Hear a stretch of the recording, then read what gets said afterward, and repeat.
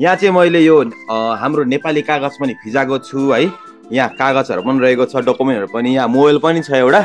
किन होला त उहाँहरूलाई हामी सोधौँ है त। तपाईँहरू के को लागि आउनुभएको थियो, यहाँ सही छापहरू पनि गर्नुभएको छ होइन। एकचोटि डिटेल्समा हाम्रो हेर्ने दर्शकहरूलाई भनिदिनु न। यो हामी किस्ताबन्दीमा मोबाइल लिन आएको है। अनि यसको लागि चाहिँ हामीलाई नागरिकता फोटोकपी अनि के पैसा कति पैसा बुझाउनु छ अलिकति 40% जस्तो। अनि यो चाहिँ केही छैन, यो मोबाइल पाउँछ फर्म भरेको टाइममा। भनेपछि तपाईँले यो स्यामसङ ब्रान्डको ग्यालेक्सी A06 मोबाइलको लागि चाहिँ किस्ताबन्दीको लागि चाहिँ तपाईँ आउनुभयो है। अनि तपाईँले चाहिँ नागरिकता ल्याउनु भयो। उहाँ चाहिँ साँची बाँच्ने व्यक्ति हुनुहुन्छ। कहाँबाट आउनुभयो नि? म बिहिबारे साथी है। हजुर। र उहाँ साँची बस्ने व्यक्ति पनि उहाँले ल्याउनु भयो है, नागरिकता शुद्ध।